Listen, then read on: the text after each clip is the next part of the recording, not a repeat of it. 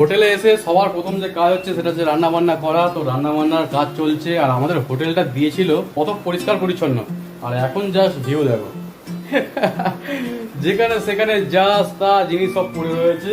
বিছানাটার অবস্থা বুঝতে পারছো তো? বিছানা গুছিয়ে করতে গেলে কিন্তু বহুত টাইম লাগবে। আমাদের এদিকে ভাত রান্না কমপ্লিট, পুরো একদম ঝুড়ো ঝুড়ো ভাত, আর সাথে চলছে ডিমের অমলেট এবং আলু ভাজা, ডিম ভাজা একসাথে হবে।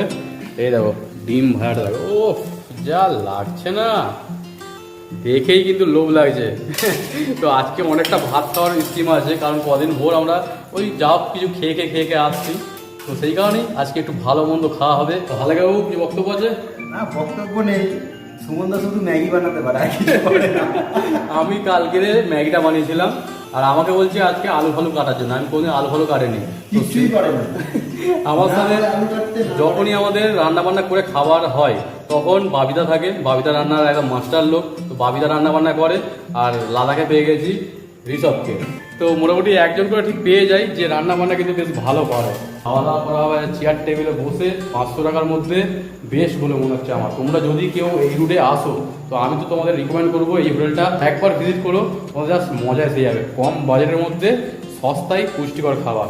তবে হ্যাঁ, একটা জিনিস মাথায় রাখতে হবে, যেদিক দিয়ে আমরা উঠছিলাম লের দিকে, ওইখান থেকে আমাদের হোটেলটা কিন্তু একটু ভিতরে, তো 5-6 কিলোমিটার মতন ভিতরে আসতে হয়, তারপরে কিন্তু এই হোটেলটা পড়ে। আবার কালকে কিন্তু আমরা যখন বেরোবো তো 5-6 কিলোমিটার কিন্তু আবার আমাদের ব্যাকে যেতে হবে। এই হোটেলের একটু রুম টুরটা দেওয়া দরকার, কারণ এই বাজেটের মধ্যে এই হোটেলটা কিন্তু বেস্ট। এই দেখো এখানে একটা বড় সাইজের বেড দেওয়া রয়েছে, যেটাতে কিন্তু 3 জন আরামসে শুতে পারবে। এদিকে একটা দরজা রয়েছে, এখানে একটা টিভি রয়েছে, আর আমাদের এদিকে যদি দেখাই তো এখানে ওয়াশরুম রয়েছে। ওয়াশরুমটাও কিন্তু বেশ পরিষ্কার পরিচ্ছন্ন, দেখতে পাচ্ছ। টাইম হচ্ছে প্রায় 11টা, আর আমাদের রান্না বান্না করা কমপ্লিট। এখানে দেখো এইসব ভাত বাড়ছে, তো আমরা বসে পড়েছি খাওয়া দাওয়ার টেবিলে। খাবারে রয়েছে, আবার দেখিয়ে দিই, এই দেখো ভাত রয়েছে, সাথে ডিমের অমলেট, তার সাথে থাকছে এরকম সুন্দর আলু ডিম ভাজা। আর কি চাই? আর আমরা খাচ্ছি কোথায় একবার দেখিয়ে দিই, এই দেখো 500 টাকার হোটেলে চেয়ার টেবিল সব। পাহাড়েতে এসে যদি তোমরা নিজেরা রান্না না করে খাও না, তাহলে অনেক কিছু মিস করে ফেলবে। তো চলো একটু টেস্ট করে দেখা যাক কিরকম রান্না বান্নাটা হয়েছে আজকে। তো আমি একটু ডিম আলু ভাজা নিয়েছি, সাথে অল্প করে ভাত একদম নেবো, আর নিয়ে জাস্ট মুখে চালাবো।